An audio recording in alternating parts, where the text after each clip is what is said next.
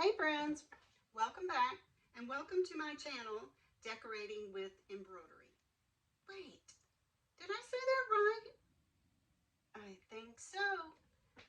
Well, some of you may have known me as the Decorative Dreamer, but I have decided to change the name of this vlog to Decorating with Embroidery. I've decided that because, well, that's what I have really wanted to share with you guys. I wanted to share some inspiration on home decor that you can do with your embroidery and your sewing machines. So I hope to inspire you if you have a craft room like me and you get in there, sometimes you get a little brain freeze and you're not sure what you want to work on. I like to share my ideas, some of the designs I've done, and the projects I've done. And then if you hang around long enough, I'll take you on a quick little tour of where I've used some of the projects that I've done. So let's get started. This edition is the St. Patrick's Day edition. We are going to take a look at some of my previous St. Patrick's Day projects. Let's start with the trusty hand towel. If you do embroidery or you do any decor, really, you know you're going to get a seasonal towel to display in your kitchen and, of course, sometimes your bathrooms as well. I'm just sharing a few kitchen towels today that I've done. I'll start with, this is my little gnome towel. You know, the gnomes have been very popular over the last few years, so I decided to create my own gnome design. And he is a little sketch embroidery, and he says, "Do you feel lucky?" This little gnome is my design, and I don't currently sell my designs yet. If I do in the future, I will certainly do links below to a shop if I ever open up on Etsy.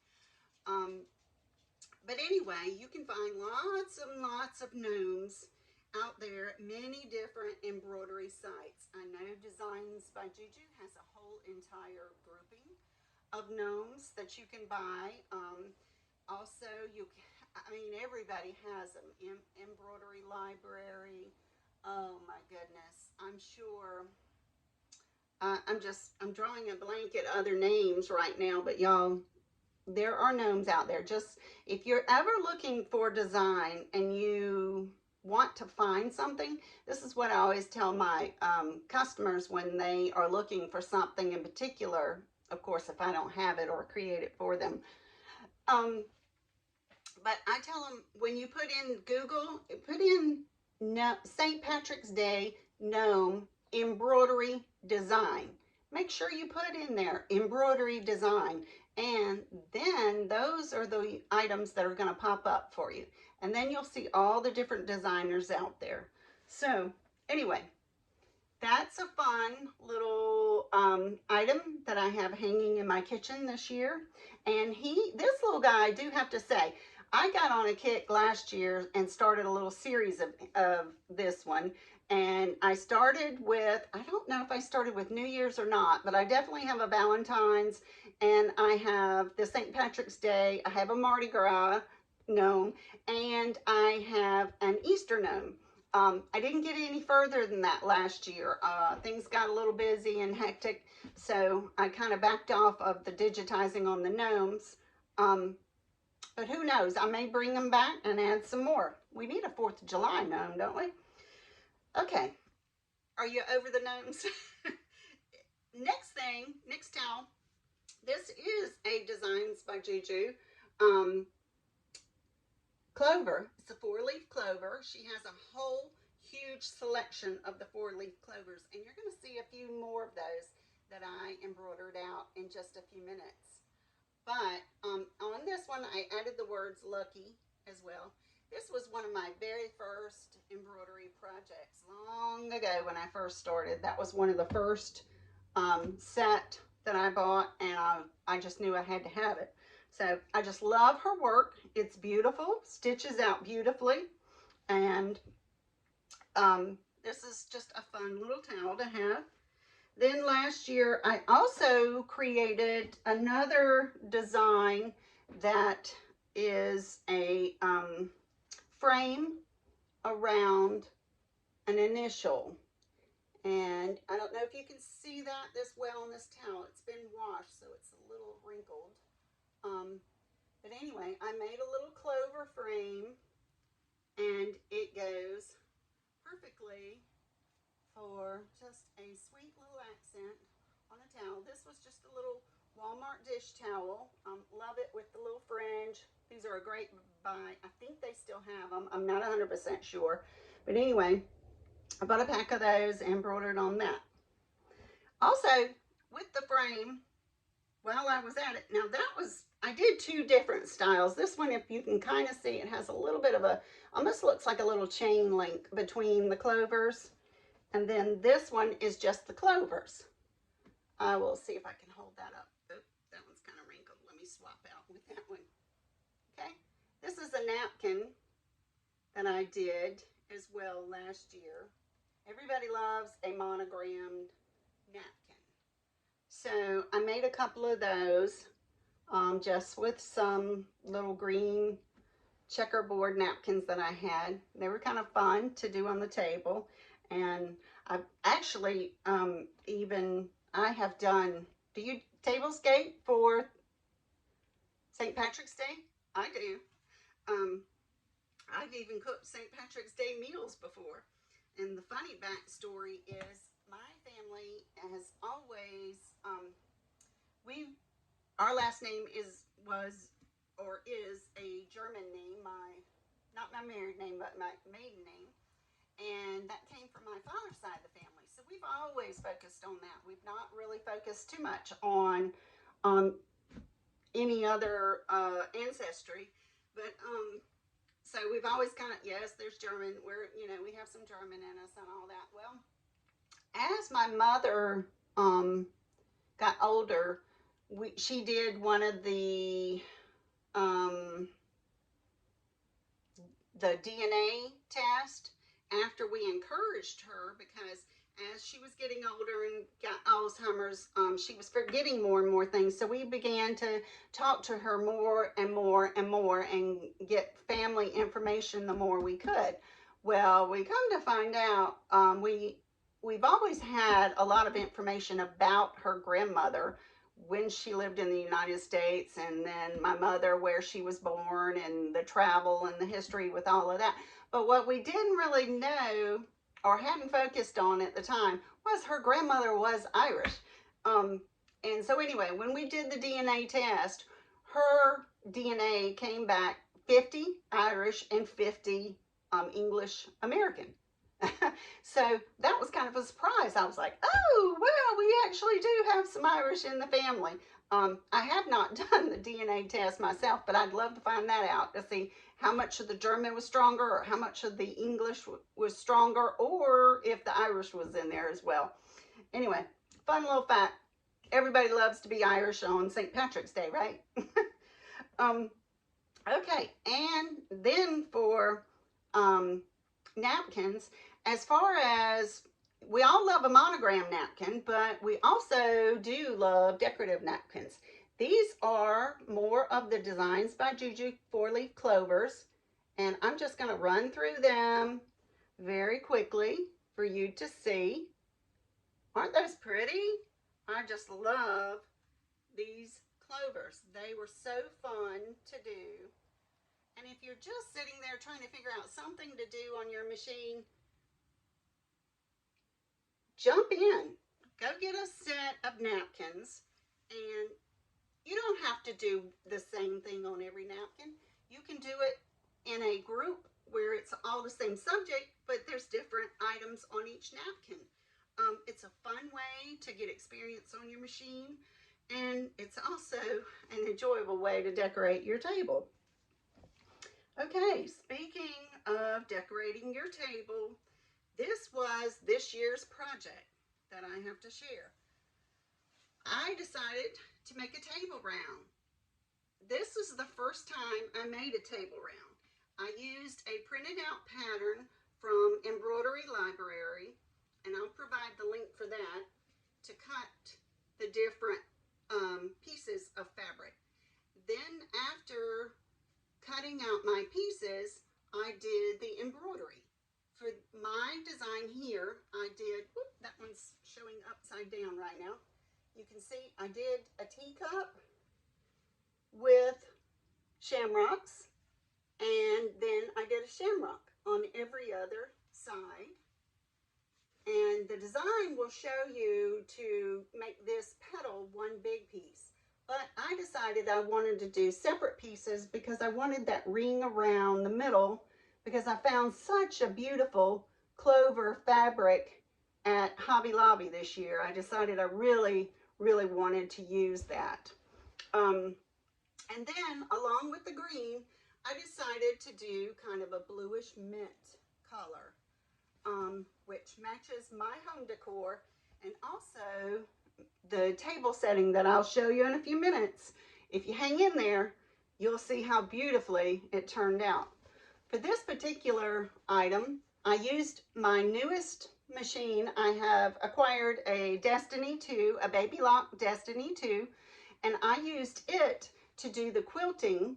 It has the camera where you can go in and specify your quilting to go around your applique.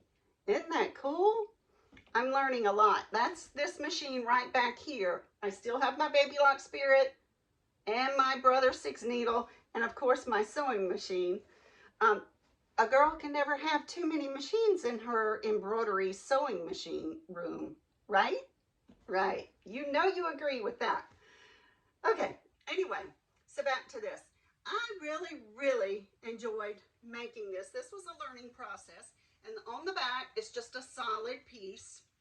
Now, I do have a ring here on the back with some quilting because of the way that I did the centerpiece. And so that's the way that looks there. But what I have decided, as much as I loved doing this, it's really way larger than I really wanted to do. But it's okay. I wanted to practice with that machine, and this was the first time making this table round.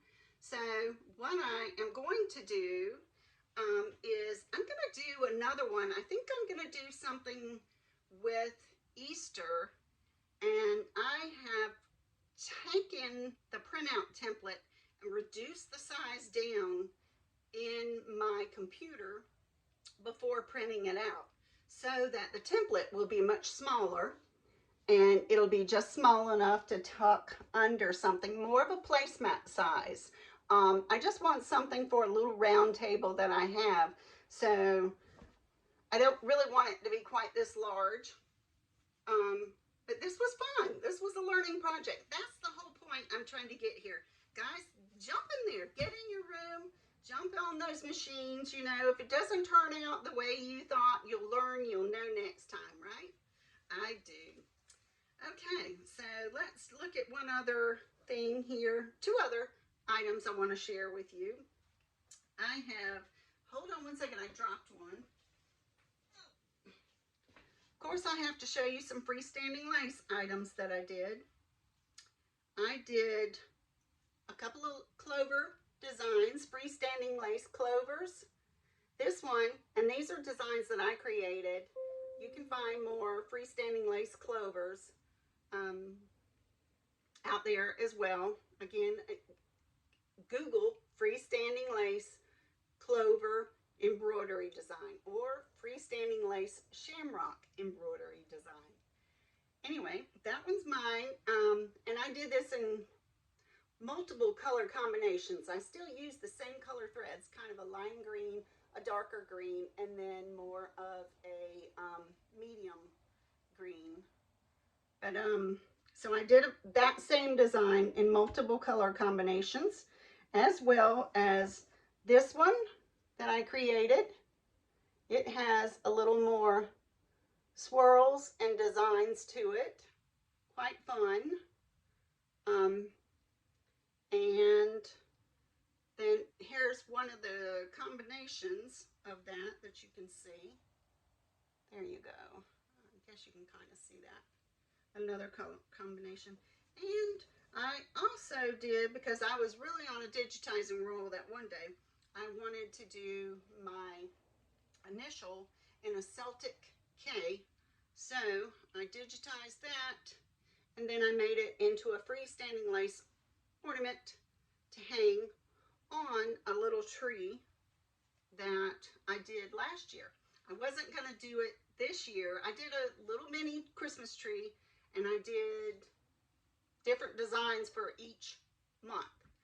Well, I wasn't going to do it this year, but I've decided I'm going to, because I moved it into the bedroom at Christmas, I've decided to just leave it there. So you'll get a sneak peek of that, all decorated with the clovers. And then the final item I want to share with you is a pillow, quilted pillow that I made. I made this last year as well when I did my embroidery frames. This is another frame that I created as well that goes around. It looks like Celtic knots, and there is the K, and the pillow, I did it on a white border, a white background, and then I bordered it with the, I can't remember what we call this type of fabric, and then solid green. And then of course, when I'm making these, I'm not a fan of doing zippers. I can do them. I don't like running the zippers over my machine. It just kind of freaks me out a little bit. But so I just do pocket pillows. It's much easier for me, and they fold nicely. Put them away, swap them out for the seasons. So there's my St. Patrick's Day pillow. Okay, friends, well, that is it for the show and tell portion of this video.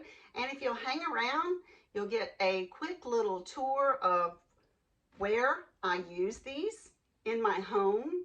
And at the very end, I'll share a little picture photo of a tablescape that I've already done for St. Patrick's Day.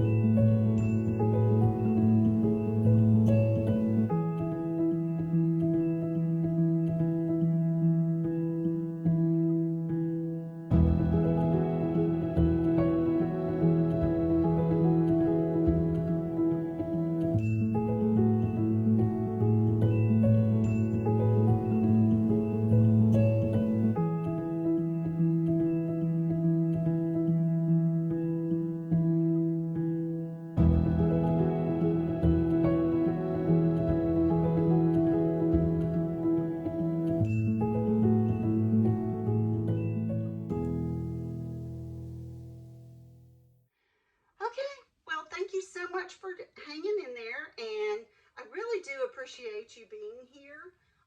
If you like this video, please give me a like. The likes help me know if I should continue doing this. And also, it helps my video to be shown more to other people who may have some similar interest in embroidery as well, and decorating their homes with embroidery. So thank you very much for that. I hope you'll consider subscribing as well. And I would really love to hear some feedback from you guys. A comment, anything. Let me know you're out there. I look and I see I have lots of views, but I have quiet people, which is okay. I tend to be kind of quiet sometimes too, and not comment as much as I'd like.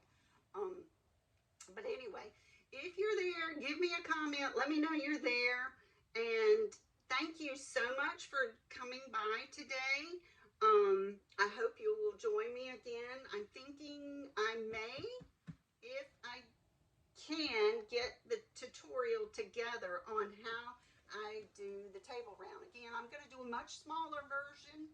And I have an idea of what I want to do with that one, which I think some of you will think it's kind of fun. It'll be Easter. And so stay tuned. Thank you all. I hope you have a wonderful week. And happy St. Patrick's Day early too.